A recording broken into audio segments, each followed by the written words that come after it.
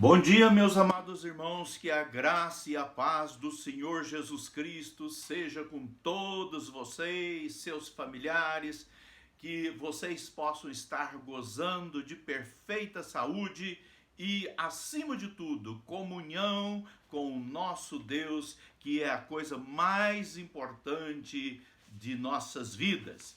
É estarmos vivendo a plenitude do Espírito Santo, é estarmos na presença do Senhor, fazendo a sua vontade.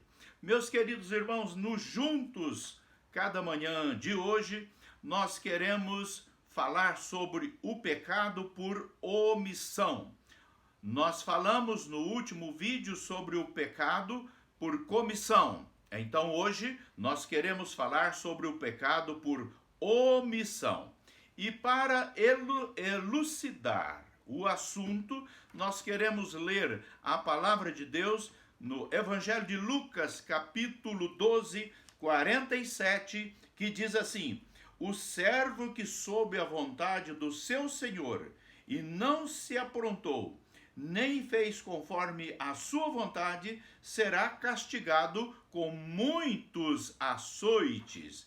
E Tiago 4, 17, nós vamos ver também algo que Tiago diz sobre o assunto. Tiago 4, 17, ele termina o capítulo dizendo assim: aquele, pois, que sabe fazer o bem e não o faz, comete pecado. Então, meus queridos, nós sabemos que pecado é fazer aquilo que não deve, mas também é não fazer aquilo que se deve fazer. E pensando nisso, a nossa mente vai para uma ordem de Jesus que tem sido muito negligenciada por todos nós. Então, no nosso entendimento, deixar de cumprir uma ordem de Cristo é também cometer pecado. Vamos para o texto de Mateus 28. Mateus 28, versículo 18, onde diz assim: e aproximando-se Jesus, falou-lhes dizendo: foi-me dado toda a autoridade no céu e na terra. Jesus disse isso logo depois que termina de ressurgir dentre os mortos. Portanto, ressuscitou, marcou um encontro com eles e fala aos seus discípulos, ou dá aos discípulos esta ordem: portanto, ide, fazei discípulos de todas as nações, batizando-os em nome do Pai, do Filho e do Espírito Santo. Então nós temos uma ordem expressa do Senhor Jesus aqui, ensinando-os a observar todas as coisas que eu vos tenho mandado. E eis que eu estou convosco todos os dias, até a consumação do século. Meus amados irmãos, nós temos aqui no texto de Mateus 28 uma das ordens do Senhor Jesus. E sabemos que as ordens do Senhor Jesus são para serem obedecidas. Não tem sentido recebermos uma ordem daquele que nós dizemos que é o nosso Senhor e não cumpri-la. É o nosso Senhor quem está dizendo, é o nosso Salvador, aquele que morreu por nós, aquele que ressuscitou para nos dar a garantia da nossa salvação.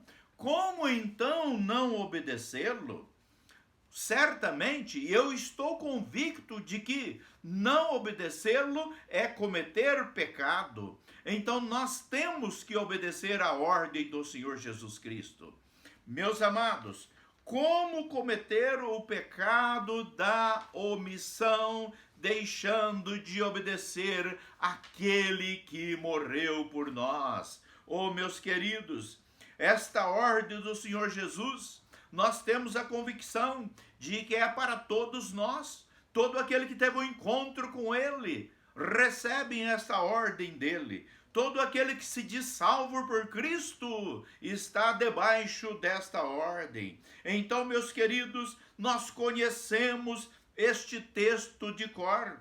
Com certeza você que está me ouvindo, a não ser que você ainda não conhece o Evangelho, mas se você conhece o Evangelho, com certeza você conhece de cor esta ordem do Senhor Jesus. Mas a pergunta é: obedecemos? Conhecer, conhecemos, mas obedecemos a ordem do Senhor Jesus? Temos feito discípulos? Temos andado com as pessoas e ensinado às pessoas todas as coisas que o Senhor Jesus nos ensinou? Se nós não o fazemos, cometemos pecado? Ah, meus queridos irmãos, com certeza nós temos muito que explicarmos quando nós estivermos face a face com o Senhor.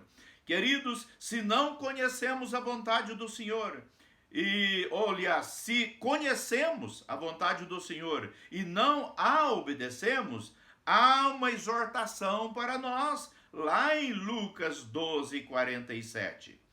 Não é? Lucas 12:47, o verso que lemos, que aquele servo que conhece a vontade do seu Senhor e não se prepara para fazer o que ele deseja, nem o realiza, receberá muitos açoites. Amados, vamos sair deste quadro. Vamos obedecer ao Senhor agora. Nós precisamos obedecê-lo, porque é uma ordem dada a nós. Queridos, quando nós obedecemos a Cristo, nós desfrutaremos da sua amizade. João 15:14 diz: vocês serão meus amigos se fizerem o que eu lhes ordeno. Jesus é o amigo que nunca nos falta. Lá no Salmo 23 diz que ele nunca nos falta. Ele está comigo e com você o tempo todo. Ele está nos acompanhando, está conosco no vale da sombra da morte, e quando esta vida terminar, ele adentra ao céu e nos recebe na sua companhia e nos honra. Ele deixa de ser o nosso pastor para ser o nosso hospedeiro, o nosso anfitrião, e prepara-nos uma mesa. É linguagem de comunhão com ele, linguagem de amizade. Como não obedecer o nosso amigo sem igual, aquele que morreu por nós? Meus queridos, Jesus é o que nunca nos abandona. Lá no Salmo 27:10 diz que pode até a nossa mãe nos abandonar, mas ele nunca nos deixará. Meus queridos, é o nosso amigo que responde às nossas orações. Lá em Daniel 9:23, nós vemos ele respondendo às orações imediatamente. Meus queridos, quantas orações ele tem respondido de cada um de nós. Basta nós entrarmos no apuro que nós caímos de joelhos para suplicarmos o seu favor. Mas obedecer a ele, cumprir a sua vontade, obedecer às suas ordens, muitas vezes nós não queremos. Será que isso está correto, meus amados?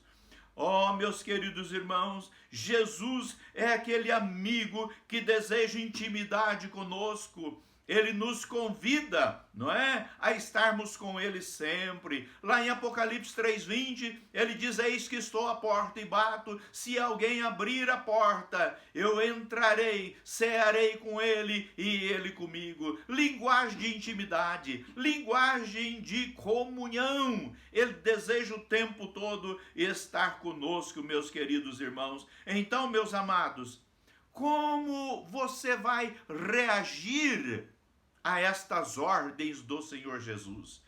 Qual será a sua decisão? Você está obedecendo a Cristo? Você tem feito discípulo? Oh, meus queridos, nós sabemos que uma das ordens mais expressas que nós temos na palavra de Deus é esta, que nós devemos fazer discípulos o tempo todo. Tem falado de Jesus nesta pandemia? Aproveite os meios de comunicação, faça amizade, fale de Jesus às pessoas, não é? Faça reuniões online, Coloque tudo que você tem à sua disposição a favor do reino.